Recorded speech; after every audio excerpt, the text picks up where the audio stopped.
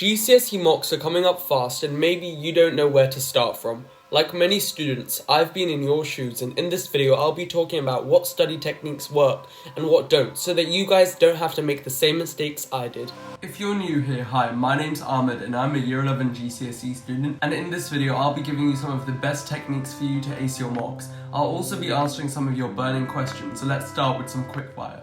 So, number 1, should I revise for my GCSE mocks? Yes, COVID-19 is still a threat and cases are rising in England as we speak. These could be some of the tests your teachers use for grades if things go haywire this year. So, number 2, what are the best revision techniques to use? So I've made a video on this about 2 weeks ago, check it out after this one. Overall, active recall, spaced repetition, flashcards and past papers work the best for me, but keep watching the video to see exactly what I do for each subject. So question 3, how do I get grade 7s to 9s? So you can get grade 7s to 9s by being motivated, working hard and using good revision techniques.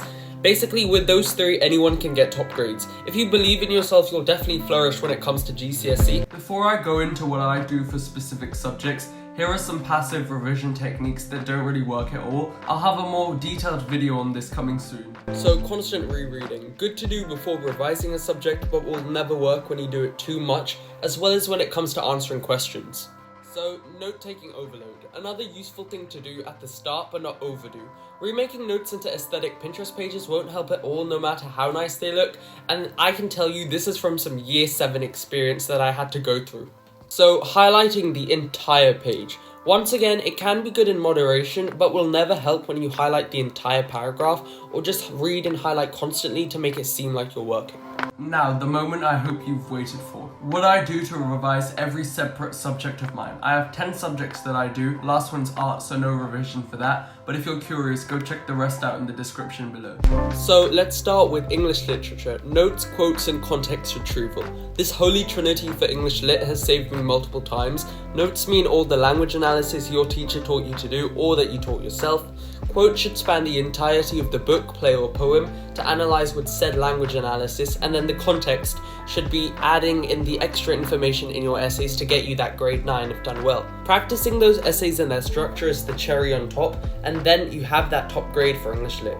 Next one is English language. So this is the more important of the 2 Englishes and is all about learning the question types. Question 1, 2, 3, and 4, paper 1 and paper 2.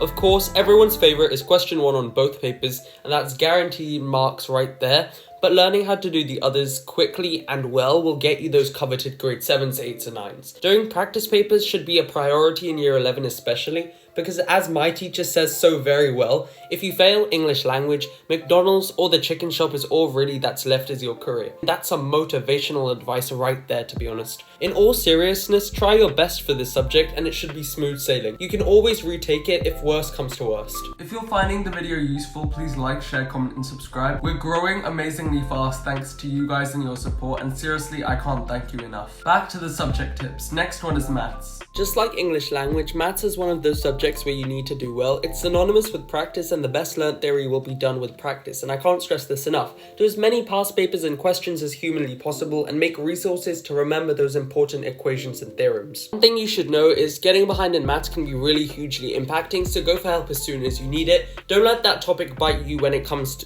up in a test or your actual GCSEs. So another thing to remember is if you're in year 11 and you don't want to take maths for A-levels, just one last year left until all that Pythagoras is gone, so make that year count with a great grade to look back on. So for Triple Science, I'm going to group biology, chemistry and physics in this category since the basic premise for what I do for them is literally the same. So my saving resources for Triple Science are, what are they? Anki, obviously. Anki I've talked about so much on this channel. If you've watched any video I think from the last 2 months, you should probably know what Anki is by now.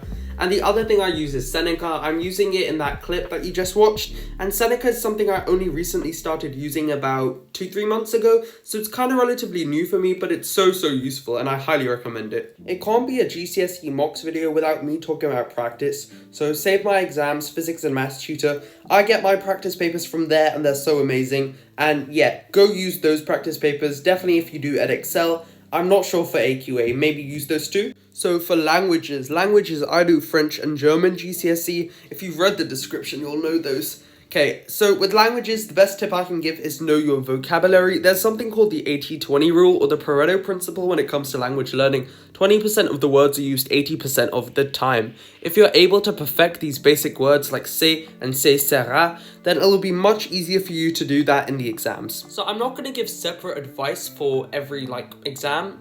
But one main thing is to know your vocabulary, because that will help with everything you do. Listening, you'll be able to pick out the words. Reading, you'll be able to read the words. Writing, you'll be able to write those words and get those grade 9s. And then with speaking, you'll be able to speak those words. Yeah, so that was a bit too passionate, but yeah, the resources that I recommend for languages especially are Quizlet and Caboodle. Yeah, I know Quizlet, I've said so many bad things about it, even though Quizlet, yeah, you're great. But Quizlet for languages is what our teachers use, so I kind of have to use that. So the other one is Caboodle. Caboodle is great, especially when you have access to it. So if your teacher's giving you access to a Caboodle textbook, use it. It has so many different exercises and things to do. If not, there are loads of other resources online that I haven't checked out, but I'm sure if you check out and search some up, you'll find amazing ones. Languages, you kind of have to be motivated to do well in, like every other subject, but maybe a teeny bit more. Because if you want to perfect your French accent, you'll have to learn a few more French words that make you sound more native, and maybe those could be used in your speaking exam.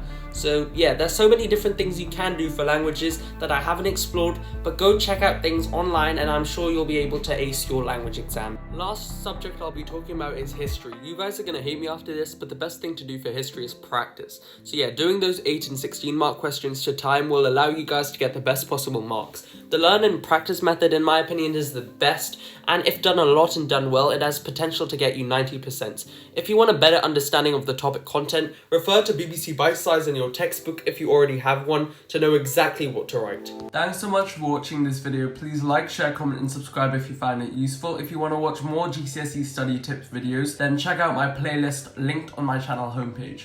Also, if you have your GCSE mocks coming soon, good luck and I hope you do amazingly well. And I'll see you all next week with a brand new video. Bye for now.